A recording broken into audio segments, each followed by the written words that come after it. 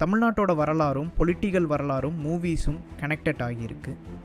மூவியிலிருந்து வந்த mister Kalaignar Karunanidhi, mister MG Ramachandran, mister Jayalalithaa, Bhagyaraj அப்படின்ற ஒரு டைரக்டரை வந்து எம்ஜிஆர் அவரை அடுத்த வாரிசு அப்படின்னு சொன்னார். அவர் கட்சியை நடத்த முடியாமல் நிறையா பேர் மூவி இண்டஸ்ட்ரியிலேருந்து வந்து அன்சக்ஸஸ்ஃபுல்லாக ஆகியிருக்காங்க. மூவியிலிருந்து சக்ஸஸ் ஆனாங்களா? கமல்ஹாசன், ரஜினிகாந்த், இந்த வரிசையில் விஜய் வந்திருக்காரா? வணக்கம். தமிழ்நாட்டோட வரலாறும் பொலிட்டிக்கல் வரலாறும் மூவிஸும் கனெக்டடாக இருக்கு. அதுலேருந்து மூவிலேருந்து வந்த மிஸ்டர் கலைஞர் கருணாநிதி, அதே மாதிரி mister MG Ramachandran, mister Jayalalithaa, அவங்க எல்லாம் மூவி இண்டஸ்ட்ரியிலேருந்து வந்திருக்காங்க.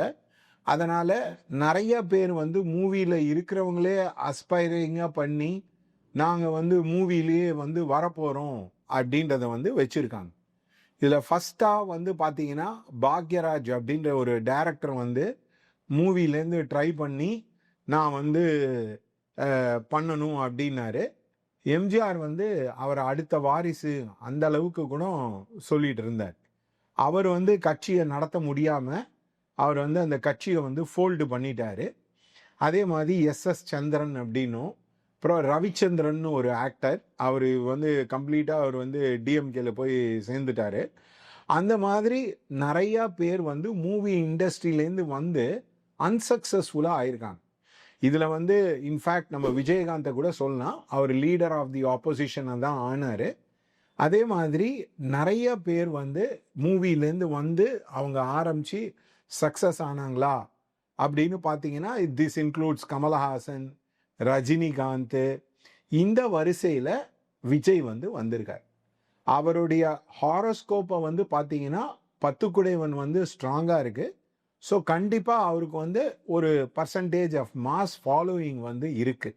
ஆனால் நிறைய பேர் வந்து அவருடைய ஹாரோஸ்கோப்பை வந்து பார்க்காமல் அந்த ட்ரெண்டு, அந்த ஒரு மூவி ஒரு மித்தோட அவர் வந்து அடுத்த சீஃப் மினிஸ்டர் ஆயிடுவார் அப்படின்ற மாதிரி பேசுகிறாங்க. அது வந்து it is not at all true. அவர் அடுத்த சீஃப் மினிஸ்டர் 2026 எலெக்ஷனில் கண்டிப்பாக ஆக மாட்டார்.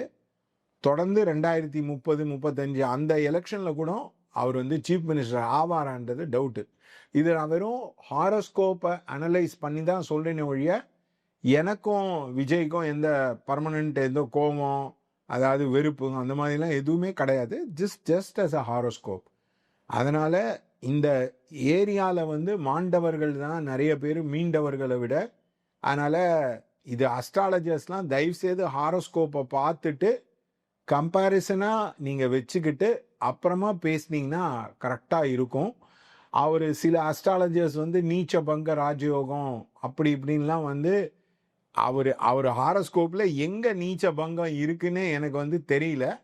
அந்த மாதிரி அவங்க பேசுறது வந்து இட் இஸ் நாட் அப்ராப்ரியேட். அதனால் Vijay can become a politically important person, can become an MLA, but whether he will become a chief minister is a ரொம்ப பெரிய கொஸ்டின்.